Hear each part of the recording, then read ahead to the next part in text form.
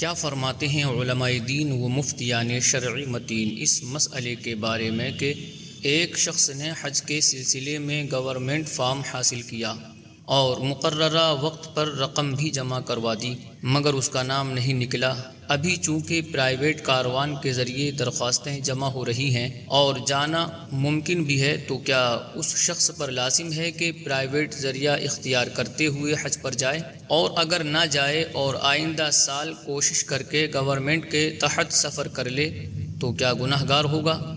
کیونکہ گورنمنٹ اور پرائیویٹ کے ریٹ میں لاکھوں کا فرق آ رہا ہے اور یہ خرچ کرنے کی بھی استطاعت موجود ہے، لیکن اگر کم پیسوں میں ہو جائے تو فبیہا، اور اگر تاخیر کے سبب گناہ کا معاملہ آئے گا تو پرائیویٹ ہی انتظام کر لیں گے۔ اس بارے میں آپ شرعی رہنمائی فرمائیں۔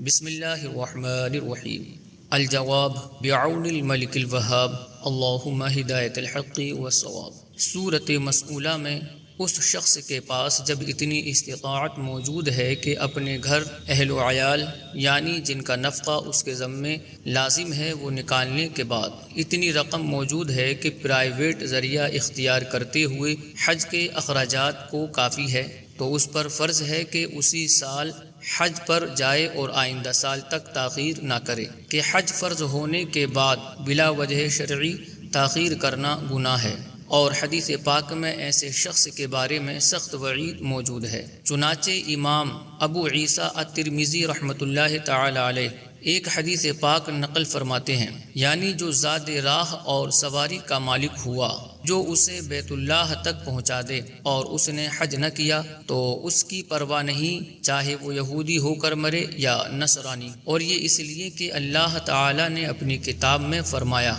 وَلِلَّهِ عَلَى النَّاسِ حِجُّ الْبَيْتِ مَنِ اسْتَطَاعَ إِلَيْهِ سَبِيلًا، اور اللہ کے لیے لوگوں پر اس گھر کا حج کرنا ہے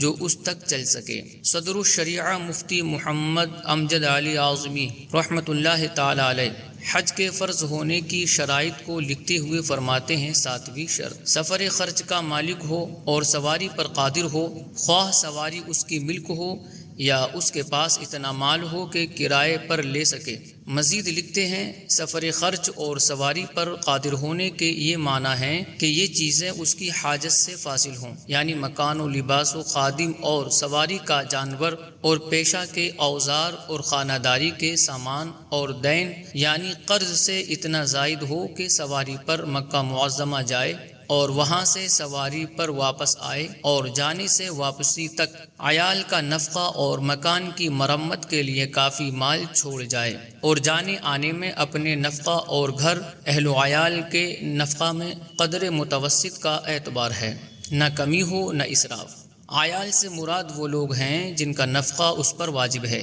یہ ضروری نہیں کہ آنے کے بعد بھی وہاں اور یہاں کے خرچ کے بعد کچھ باقی بچے۔ اور حج فرض ہونے کے بعد تاخیر کرنے والے کے لیے حکم شریعت بیان کرتے ہوئے صدر الشریعہ بدر الطریقہ علیہ الرحمہ لکھتے ہیں، حج پر جانے کے لیے قادر ہو، حج فوراً فرض ہو گیا یعنی اسی سال میں، اور اب تاخیر گناہ ہے اور چند سالوں تک نہ کیا تو فاسق ہے اور اس کی گواہی مردود، مگر جب کرے گا